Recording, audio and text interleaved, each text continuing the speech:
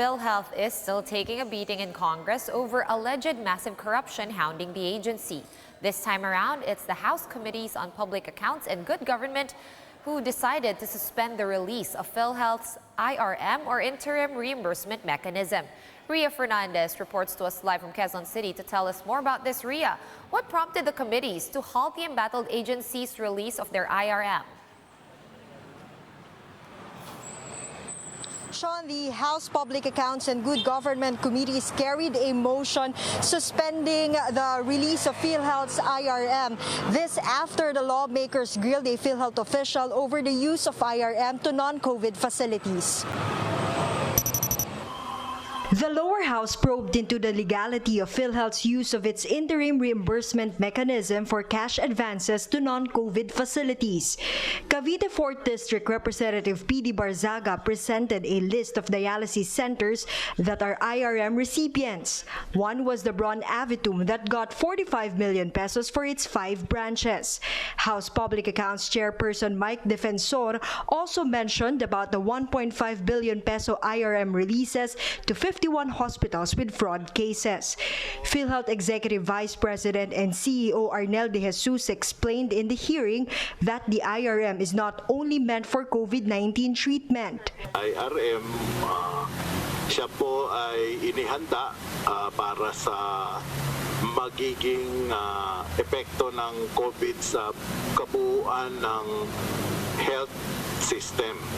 Yan po ay design para mabigyan ng pondo ang lahat ng klaseng pasilidad sa panahon na hindi pa alam kung ano po ang magiging epekto sa individual hospital o pasilidad. But he said that PhilHealth can recall the cash advances by means of liquidation. Senior Deputy Majority Leader Boying Remulla pointed out that the release of IRM funds to non-COVID facilities can be considered technical malversation. They're in the business of dispensing money. Defensor also refuted De Jesus's explanation. I have your minutes. Ang minutes nyo rin nakalagay COVID. Si BM Mercado pa yung nag-point that it should be the biggest hospitals handling COVID patients, other hospitals handling COVID patients, and those facilities that are preparing to cater to COVID patients. Nowhere in these minutes and the circular na sinasabing pwedeng iba. May I return the... Mr. Chairman, Honorable... in other words, Mr. Chairman, sir, sandali lang, Didino. In other words, pinaninitigan nyo na yung IRM pwede yung bigay kung kasino nyo gusto bigyan kahit hindi COVID-related. I will file a case against PhilHealth if you use your RIM for suspected cases because under your policy, it should be positive. Meanwhile, Deputy Speaker Dan Fernandez questioned PhilHealth's lack of approval from the central bank in operating its auto credit payment system. He added that the state-run agency should do away with its practice of passing their request to several authorities before deciding on it. This is a design for fraud. Sa gantong kahaba ng proseso, na nasa matter of fact, Mr. Chairman, nagtataka po tayo na yung kanilang mga responsibilities ay isa. PhilHealth President Ricardo Morales was absent at the hearing. He said he had a nausea attack that made it hard for him to follow the discussion. Morales also said he underwent a chemotherapy last August 7.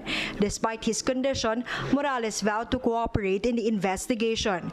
He also signed bank secrecy waivers along with 13 other PhilHealth officials to allow the Anti-Money Laundering Council to check their transactions. Likewise, PhilHealth's legal chief Jojo Del Rosario apologized to the joint panels for leaving last time after his blood pressure shot up.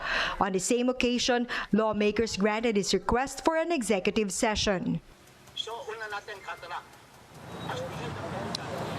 Sean, the executive session lasted for 1.5 hours. However, no details were disclosed when the hearing resumed. Del Rosario, however, suddenly had to excuse himself due to a medical emergency. Likewise, De Jesus also had to excuse himself as he was still feeling weak following a medical procedure. Sean?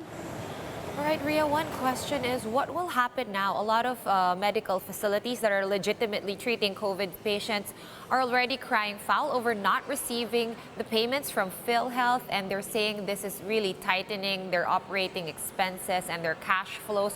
What happens to them now since the IRM has been temporarily suspended? Well, it was clarified earlier that those cash advances that have already been are already disbursed. That are already disbursed will still continue. However, Defensor and other lawmakers agreed that the suspension will only apply on the future releases of IRM as well as those funds that are already in line or appropriated for another releases. Sean? Thanks for that clarification. Ria Fernandez joining us live from Quezon City.